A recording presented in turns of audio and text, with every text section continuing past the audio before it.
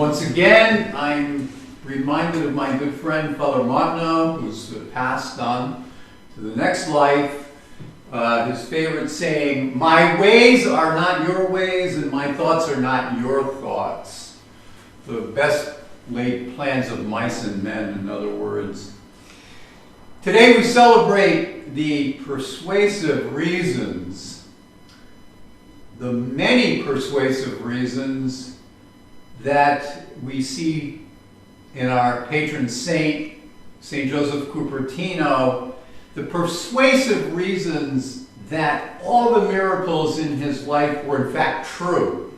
Most of them were.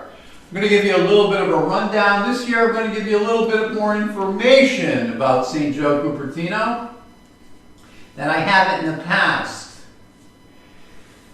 Joseph was born in Dessa, Italy in 1603. He was very poor, born into a family, into a country at that time of city-states filled with poverty and war and pandemic.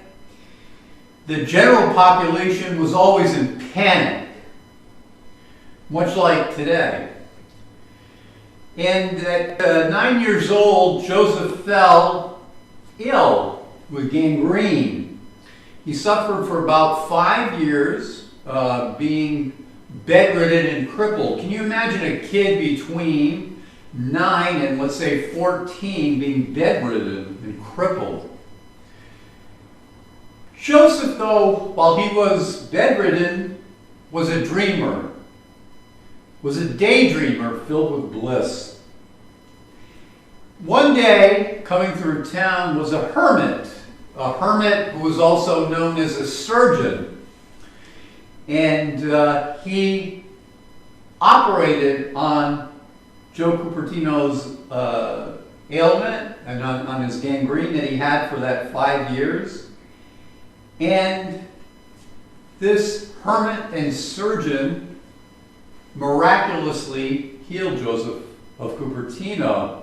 I think the first miracle was that he survived the surgery itself at that time. Our friend Joseph and our patron saint would easily fall prey to daydreams and fantasies as he recovered. His nickname in Italian was Bosco Aperta, which means open mouth. When he heard church music, his mouth would just open. And he was amazed and raptured, always in bliss, even from a young age. This was nothing that happened in an older life. He was always this way. And through his life, he tried many jobs, and he failed at most jobs, moving from one job to another. But finally, at 25, he was ordained.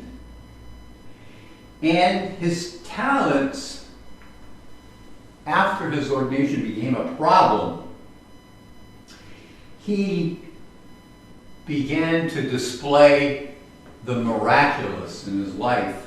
He began to display divinity in his life. He knew things that other people didn't know. He knew information only from God the Father.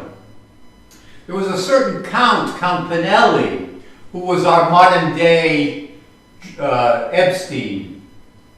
What's Epstein's first name? You remember?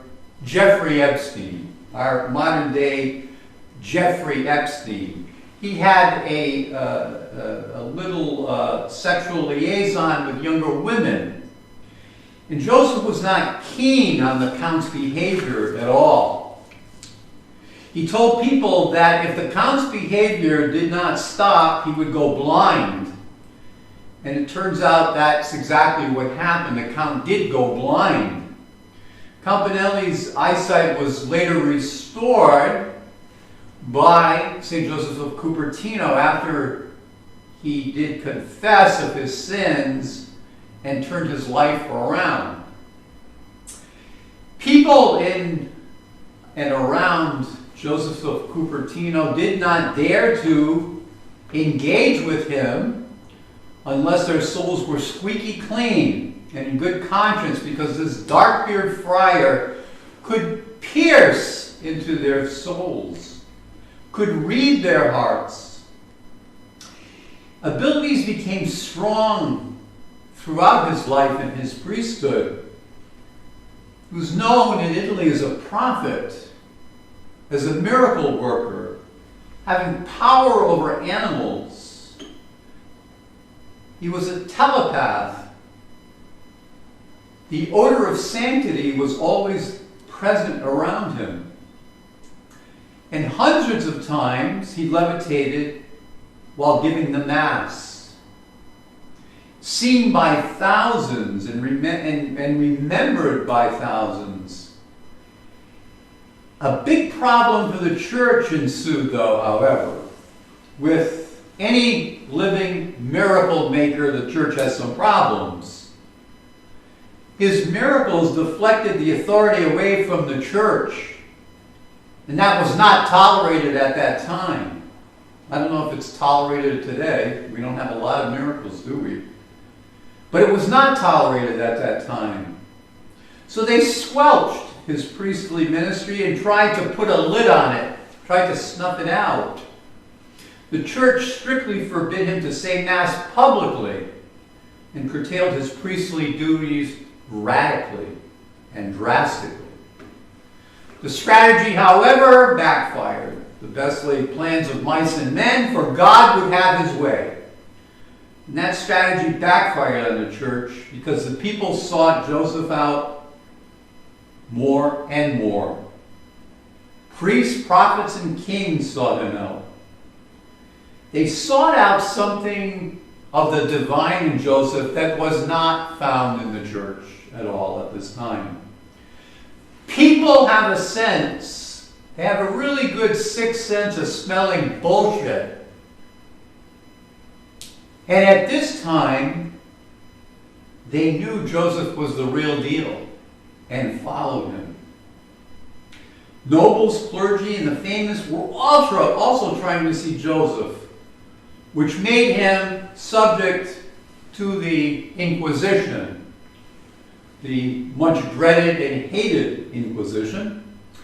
The inquisitors had him say Mass publicly to see if the rumors were true that he could lift off the ground in their presence during the Mass.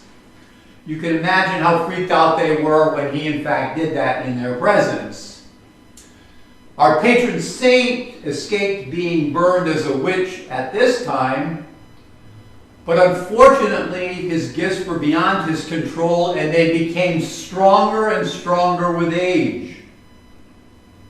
And he had a second encounter with the Inquisition, once again, the pesky and diabolical Inquisition. Put him under house arrest for the rest of his life. For the rest of his life. He was extremely fortunate not to be burned. Remember, in this time in history, this was a time of a real witch-burning craze in Europe and even here in the colonies. 100 years after his death, Pope Benedict XIV declared our patron, St. Joseph of Cupertino, a saint. In the Vatican, there are 13 large volumes, including the 2 works of the Inquisition that looked into our patron saint, St. Joseph of Cupertino. He was canonized a saint because these things were true of him. Divinity resided in St. Joseph of Cupertino, maybe more so than a lot of saints that we know, many of the heavy hitters. This saint was a saint of humility. Our saint and our patron saint was a saint of miracles. Not only miracles of healing, not only miracles of prophecy, not only miracles of second sight and knowing people's hearts, but the miracle that he had within him, divinity. And there's nothing, my friends, that people love more than finding the divine spark of divinity in another person. And in the 1700s, they found it in our patron saint, St. Joseph of Cupertino. No matter how much his priestly ministry was tried to be snuffed out, they tried with 2 inquisitions. No matter how much they put him behind monastery walls, no matter how much they tried to quell his vocation and his priesthood, God would have the final say.